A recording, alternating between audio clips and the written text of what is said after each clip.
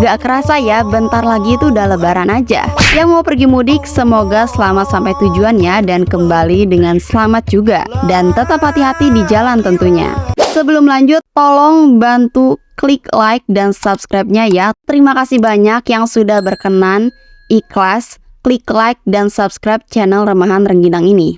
Gue doain lo pada sukses semuanya. Makasih, bener-bener makasih. Langsung aja, kali ini mau bahas warga Nguyen guys. Kalian tahu gak sih, ternyata sampai saat ini ada yang masih kepanasan loh. Tapi bukan api ya yang kepanasan ini. Semenjak timnas Vietnam dikalahkan timnas Indonesia, ternyata sampai saat ini netizen Nguyen ini masih ada yang menggebu-gebu mengejek Indonesia.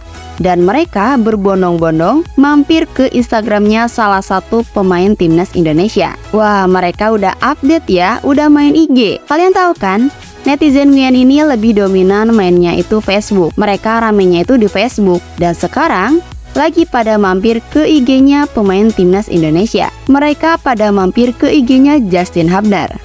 Pemain timnas kita yang sangat imut dan pemberani ini. Hubner menjadi banyak perbincangan setelah selesai bermain lawan Vietnam. Berawal dari jawaban Justin ketika diwawancara sama orang Vietnam. Of course. Well, did you expect something else? Easy wins, easy wins. Two easy wins. Jawaban dan ekspresinya yang tengil dan tidak takut itu membuat netizen Nguyen kepanasan. Ditambah, Justin Hubner posting dengan caption ini. Kolom komentarnya sampai tembus 100.000. Gila nggak tuh? Jebol banget tuh notifnya. Dan di sana ada masyarakat Nguyen guys. Dan tentunya komentar netizen Nguyen dibalas sama netizen Indonesia. Contohnya komen Nguyen yang ini nih. Lihat, banyak banget kan yang balas komennya, coy, buset. Nguyen nggak tahu kali ya, kalau kekuatan netizen Indonesia kalau udah merapat dijamin notif bakal jebol dah tuh.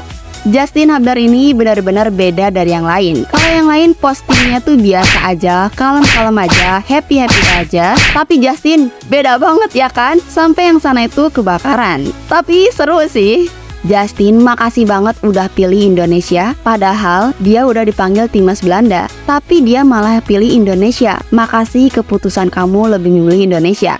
Justin ini benar-benar manifestasi untuk timnas Indonesia guys. Bukan karena dia tengil dan pemberani, tapi karena skillnya juga. Sindiran Justin ini bukan karena tiba-tiba ya. Nguyen sendiri yang mulai duluan. Mereka duluan yang mulai. Mereka nyinyir, meremehkan pemain keturunan Indonesia. Tapi ketika dibalas dengan membuktikan timnas Indonesia menang, lalu membalas sindiran mereka nggak terima. Apa ini emang rata-rata netizen Nguyen itu kayak gitu kali ya? Tapi pastinya yang berisik itu nggak semua kan ya?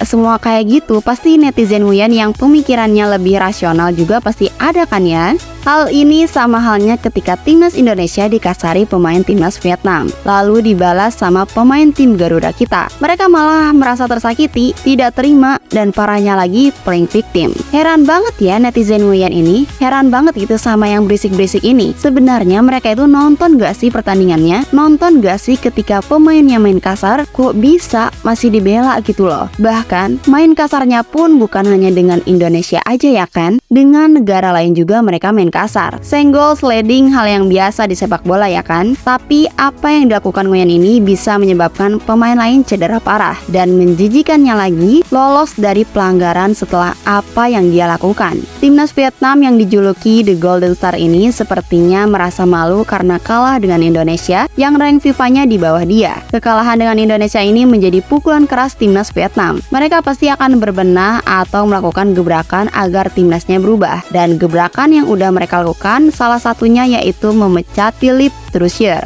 Setelah kemarin kalah di kandang, Wakil Presiden Federasi Sepak Bola Vietnam mengatakan seperti ini. Dikutip dari CNN Indonesia, Wakil Presiden Federasi Sepak Bola Vietnam mengatakan suksesnya timnas Indonesia menggunakan pemain naturalisasi mengubah pandangan pihaknya. Sepak bola Vietnam tidak bisa terus bersikap kolot menghadapi perubahan sepak bola dunia. Sepak bola dunia berubah dengan cepat, termasuk soal naturalisasi. Dan tentunya, dalam waktu dekat sepak bola Vietnam juga akan mengalami banyak perubahan. Kita tidak bisa lagi mempertahankan sudut pandang lama. Itu ucap Wakil Presiden Federasi mereka.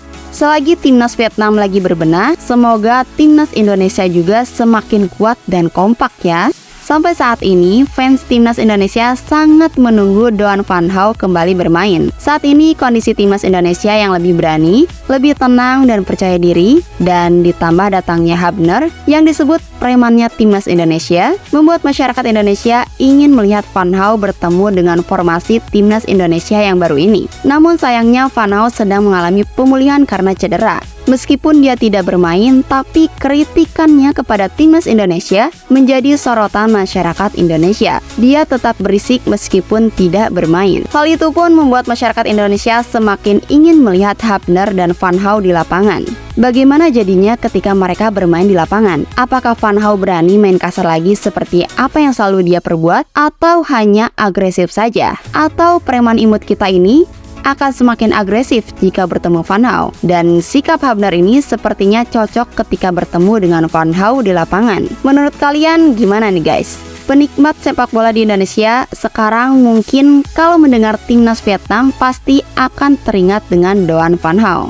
Brutalnya Doan van Gaal mungkin akan selalu diingat oleh masyarakat Indonesia sampai kapanpun. Dan berikut adalah bukti brutalnya Doan van Gaal. Dulu Doan van Gaal pernah mencederai Evan Dimas ketika Vietnam berhadapan dengan timnas Indonesia U23 pada babak final SEA Games 2019 di Manila, Filipina. Kala itu timnas U23 kalah dan Evan mengalami cedera serius yang mengakibatkan Evan Dimas harus absen panjang. Dan itu karena si Doan van Gaal ini. Kebrutalannya pun kembali dilakukan ketika AFF 2022. Ketika AFF 2022, Doan van Gaal menjadi musuh bersama antara Indonesia dan Malaysia. Bek Vietnam itu melakukan aksi bahaya sepanjang AFF 2022. Ketika bermain dengan timnas Indonesia, Doan van Gaal menerjang kaki Dendy Sulistiawan dengan keras. Sayangnya wasit hanya menganggap itu pelanggaran ringan. Wasit pun tidak memberikan kartu kepada Van Gaal. Lalu korban selanjutnya terjadi kepada Ricky Kambuaya. Doan van Gaal menendang kaki Ricky Kambuaya dengan keras di kotak penalti Vietnam di masa injury time. Lagi-lagi Van Gaal kebal dengan kartu. Dia tidak mendapatkan pelanggaran. Komentator pun sampai bingung apa yang sebenarnya terjadi. Mereka bingung apa yang dilakukan oleh wasit. Komentator yang berbahasa Inggris sampai mengatakan itu seharusnya jadi penalti. Seharusnya pada saat itu timnas Indonesia mendapatkan tendangan penalti, tapi wasit tidak memberikan hukuman apapun kepada Van Gaal dan tidak ada penalti yang diberikan untuk Indonesia. Aksi kasarnya Van Gaal pun dilakukan juga ketika bermain dengan Malaysia. Van Gaal dengan sengaja menyikut keras dada pemain Malaysia dan lagi-lagi Van Gaal lolos dari wasit. Kasarnya Van Gaal membuat Indonesia dan Malaysia geram, bahkan mungkin para pemain pun sangat geram. Entah kenapa Doan van Gaal berkali-kali lolos dari pantauan wasit dan pelanggaran. Kelakuan Doan van Gaal selama Piala AFF 2022 seolah menjadi anak emas wasit AFF 2022. Hal itu menjadi bukti bahwa timnas Vietnam hobinya main kasar saat bertanding di lapangan. Mau itu negara manapun mereka akan bermain kasar kayaknya. Tapi pada kualifikasi kemarin mereka nggak bermain kasar ya, nggak sesangar waktu AFF. Mungkin karena pelatihnya ngaruh kali ya. Oke, segitu aja guys video kali ini. Terima kasih banyak yang udah mendengarkan sampai akhir. Sampai bertemu di cerita selanjutnya. Bye-bye.